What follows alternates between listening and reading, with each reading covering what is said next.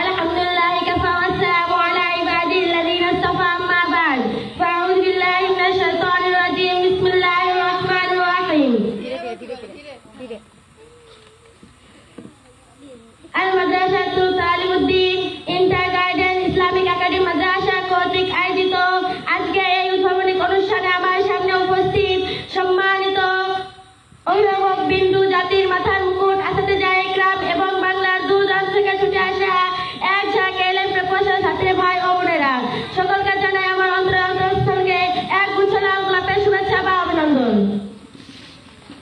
সর্বপ্রথম আমরা শুকরিয়া আদায় করি সেই উচ্চ গগন মহান রব্বুল আলামিনের প্রতি, যিনি আসমান জমিন পাহাড় পর্বত নদী নালা চন্দ্র সূর্য এমনকি আমাকে আপনাকে সৃষ্টি করে খাদ্দার নিবর আশরাফুল মাখলুক নামে আখ্যাতি দিয়েছেন।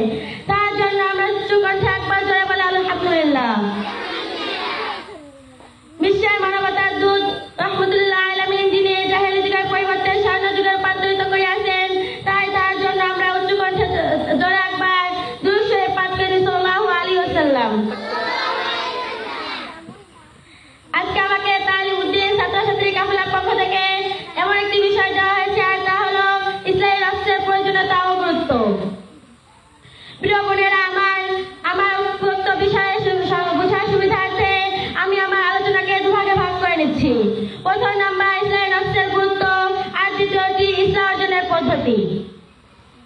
প্রিয় বোনেরা, আমার ইসলাম শব্দের আবিধানিক অর্থ সংশোধন করা, পরিবর্তন করা, শরিয়াতের পরিভাষায় সমস্ত শরিয়াতের আদেশ নির্দেশ মেনে চলা, হারাম মাকরুহ কাজ থেকে নিজেকে বিরত রাখা। প্রিয় উপস্থিতি, আমার উপযুক্ত পরিচয় দ্বারা একথা বুঝতে সক্ষম হলাম যে আমরা মানব জীবনের জাতির জন্য ইসলাম খুবই গুরুত্বপূর্ণ একটি বিষয়।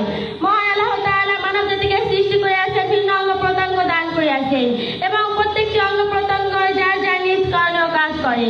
কোনো অঙ্গের সার্ভিস বন্ধ হয়ে গেলে যখন কোনো অসুস্থ হয়, যেমন চক্ষু অসুস্থ হয়ে গেলে তার দৃষ্টিশক্তি হারিয়ে যায়, কর্ণ অসুস্থ হয়ে গেলে তার শ্রবণ শক্তি হারিয়ে যায়, তেমনি আত্মা যখন অসুস্থ হয় তখন তার প্রয়োজন ঈমান, তাকওয়া, আল্লাহর ইবাদত, ভালোবাসা, নেক আমল ও গুণাবলী কম পেয়ে থাকে বা হারিয়ে যায়। প্রিয় উপস্থিতি সুধীবৃন্দু, আমার অন্তর রোগ সবচেয়ে কঠিন রোগ, কারণ শরীরে অন্যান্য অঙ্গ প্রত্যঙ্গ অসুস্থ দেখা দিলে আমরা তা ঔষধ কিংবা অন্যান্য উপকরণ দ্বারা সারাতে সক্ষম হই। কিন্তু আত্মার রোগ এমন একটি রোগ যা রোগী নিজেও টের পায় না যে অসুস্থ হয়েছে কিনা, আর যদি সে টের পায়ও তাহলে তা সেরে নিতে খুবই কষ্টকর।